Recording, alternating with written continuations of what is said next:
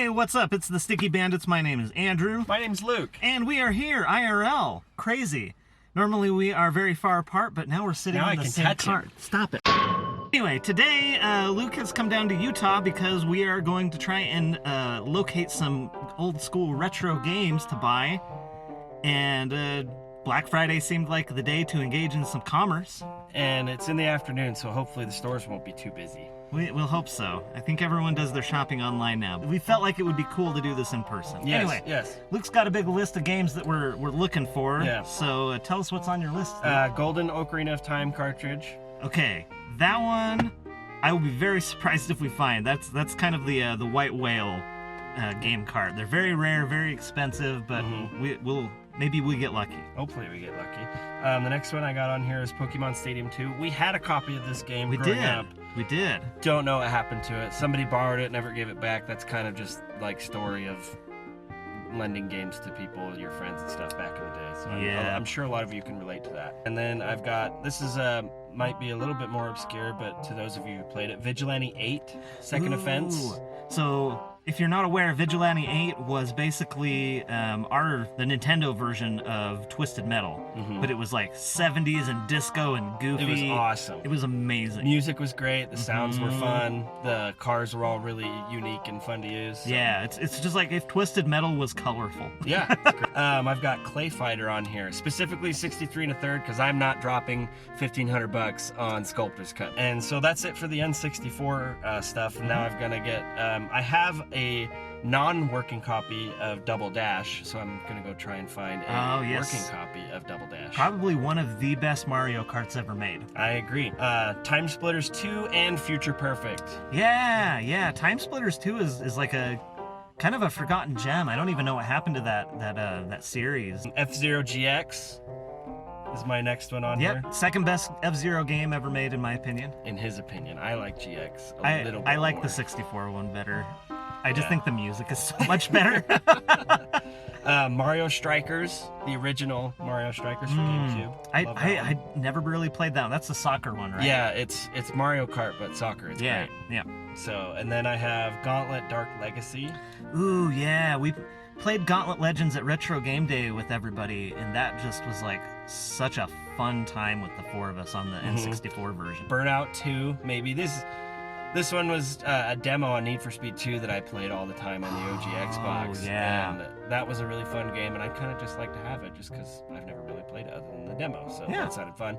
The last thing I've got on here is Fire Emblem Radiant Dawn. My younger brother, our younger brother, wants to play it again, and he told me to grab it if I could find it, so hopefully we can come through. Anyway, so that's our list. Let's go see how lucky we get.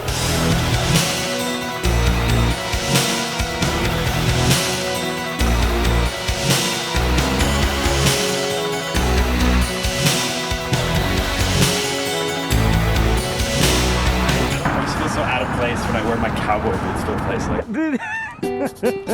like Our first stop was Minus World in Layton. The shop had a good variety of vintage games, Nailed it. The holy grail of all N64 game. posters, merch, and even obscure vinyl. The soundtrack on Dune Racers was so good. The fact that it's on vinyl is crazy. Yeah. You suck.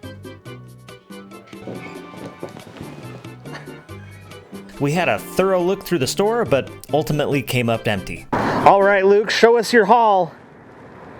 No, nothing. Not one of the games we were looking for.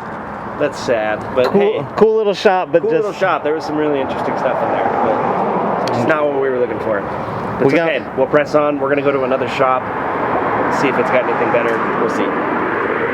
Get in the truck. Somewhat fortuitously, the time that we're gonna go has a big 15% discount for all the games that we actually want to do. So we're gonna go get a bite to eat, and then go see if this other shop has what we're looking for. I really hope so.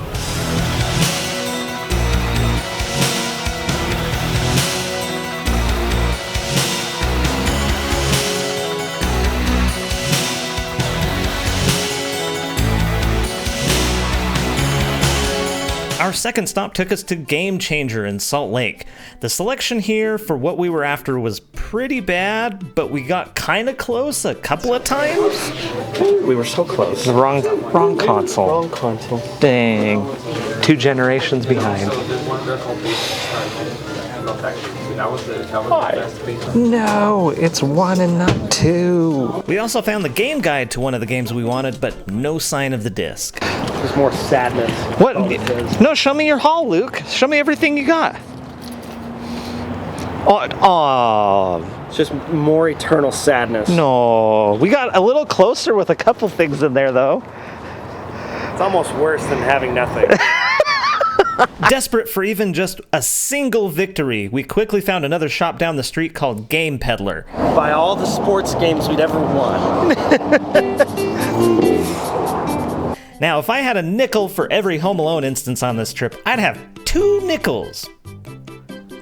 We were feeling pretty discouraged, but then it happened. You have that one, though, do you not? Oh, Time Splitters. We found one. Of the 12 items on our list, we had finally found one. So what did we learn? Well, we gave it our best shot. Like I said before, I think if you're, and most people already know this, but I've learned it today, conventions, like anything to do with like retro games, like big conventions are your best possible shot to get any of this kind of stuff, because these game shops get ran through like... It's not too dissimilar from thrifting. Yeah. Where, and unless you're like in there all the time, you're probably not going to get stuff. If this is like a once a year type deal, good luck. Yeah. Because this stuff is old. I mean, we're looking for like 20-plus-year-old stuff. Well, and I think that our generation too is starting to value that stuff a lot more, and they're holding on to it way more. Definitely. And so, if I would have tried to do this like 10 years ago, we would have had way better luck, because we would have had parents and stuff going through their kids' old stuff and just giving it away for free, basically. Not knowing the actual value of the stuff. Yeah, people tend to like look and see what stuff is worth nowadays. Yeah. And so information is just way more readily available. So nobody's accidentally getting rid of their gold card Ocarina of Time. We just go on eBay and find all the same shit for like better prices anyway. Like, hey, look at this. Well, hey, we had a good time. Yeah, we did. Driving around, talking and hanging out. And that's worth something too. We're gonna go look online and see what kind of stuff is around. And I just want to see for my own curiosity. I'm probably not gonna buy anything, but for my own curiosity, I just want to see what the online marketplace is like versus these shops. Well, you know, something else we might do is see if people are selling stuff on KSL, like just the local thing. There we go. So let's do that before we throw in the towel completely. Yes. We might be able to score something from somebody. It's like an individual rather than a shop. Okay, so we dug around on a local Craigslist site, Facebook Marketplace, and had a couple of interesting leads, and ultimately came away with nothing. We did find one guy who did have the gold Ocarina of Time cart, and he sold it by the time we got there. Big sad. 30-minute drive, and yep. Yeah, nothing but sadness this weekend. We got Time Splitters though. Or you got Time Splitters. It's a moral victory, yes. It's something. It's something. So, yeah, so the moral of this story is to hang on to your games if you ever think that you will ever play them, because You never know. you never know. That's it.